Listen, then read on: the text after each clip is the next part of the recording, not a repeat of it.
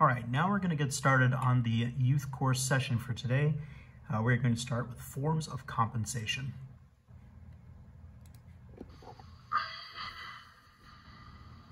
Add that. Carry the 1. Take the derivative of the cotangent. Ugh. Let's be honest. Money's the reason most of us are going into work every day. So you'd think employers would make it a little easier for you to calculate how much you're owed. You could get paid an hourly wage or a yearly salary. And then that could be augmented by overtime, differentials, and commissions. Plus, you have to take into account potential bonuses and tips. It can get really complicated just trying to figure out how much you're actually getting paid. So in this video, we're going to practice calculating some of the various forms of compensation you could be offered. That way, you'll know when an employer is offering you what you're worth and when you should walk away and look for another job. Let's get into it.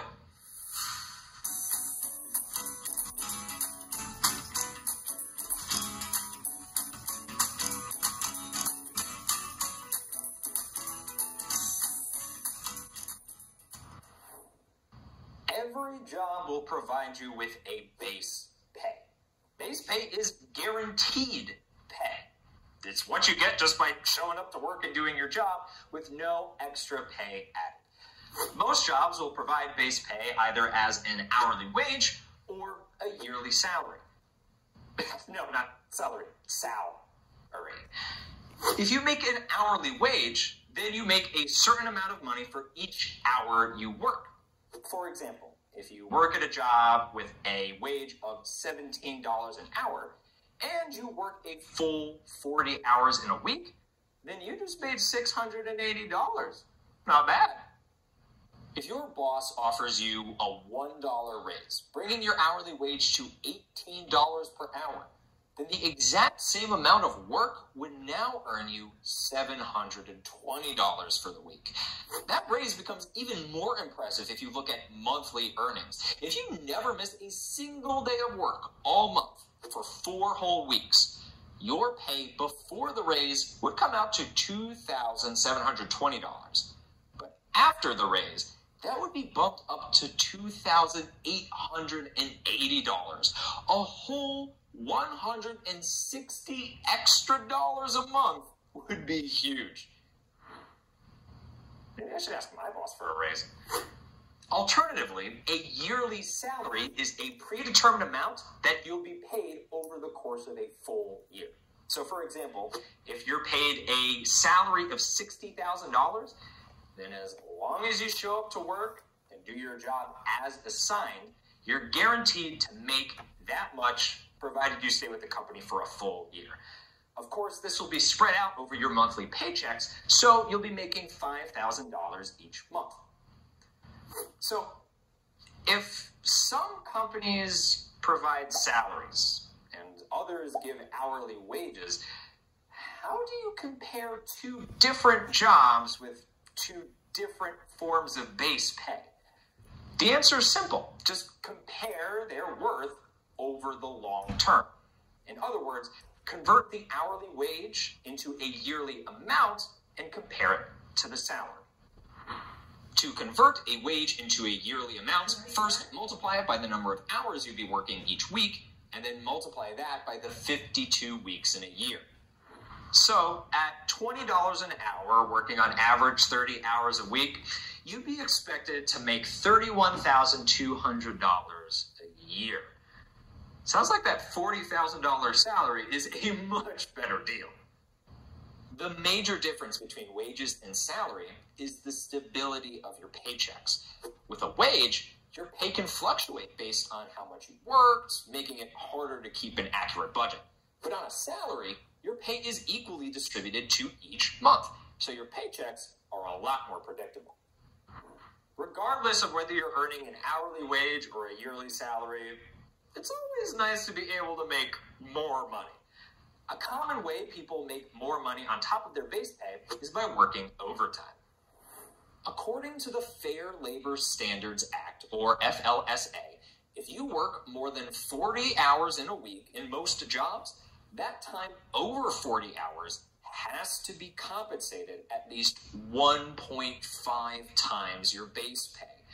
Let's say you earn $14 an hour, but if you stayed to work late a few days and ended up clocking 43 hours one week, those extra 3 hours wouldn't be paid your usual hourly amount.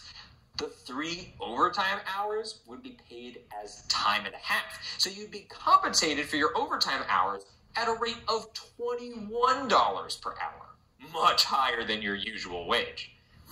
At least you'll know that if you're working extra hard, your efforts will be rewarded. Not all jobs have to pay overtime, though. You can find a list of these exceptions to the FLSA on the web. Other jobs just make it harder for you to work overtime simply because of how they operate. For jobs where a manager schedules when you'll be working, the only way you'll get overtime is if you ask them in advance and they approve it. Even if overtime isn't on the table, most jobs have plenty of other ways you can bring in extra pay, like with differentials.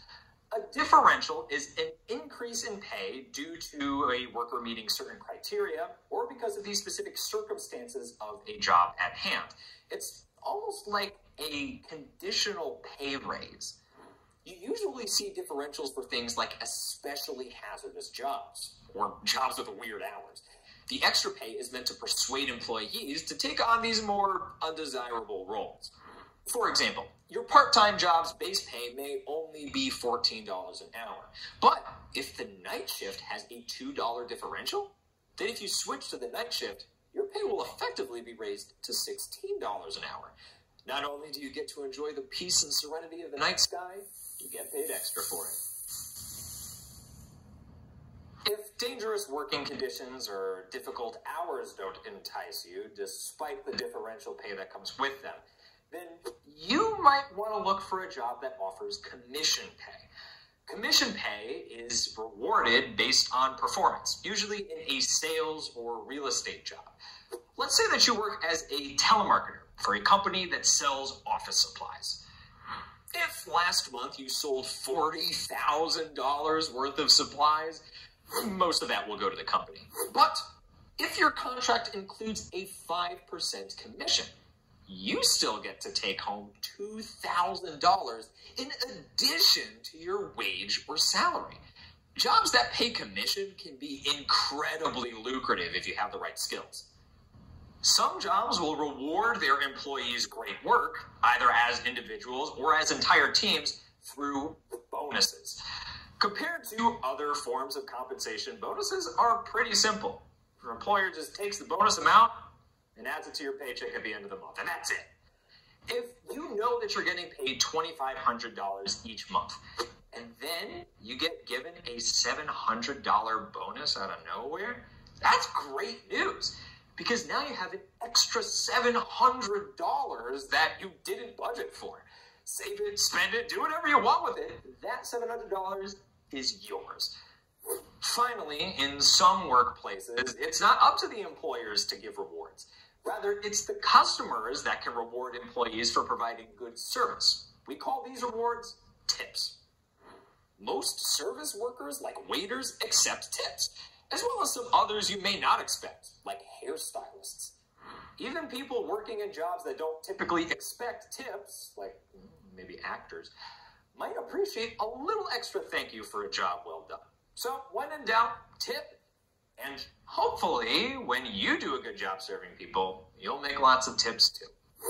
Lots of jobs, especially salaried jobs, will compensate you for your efforts in ways other than giving you money. Like they might offer you a health insurance plan, or vacation days, or help you pay for your continuing education. These types of non-monetary compensation are called benefits. We'll be talking all about them next.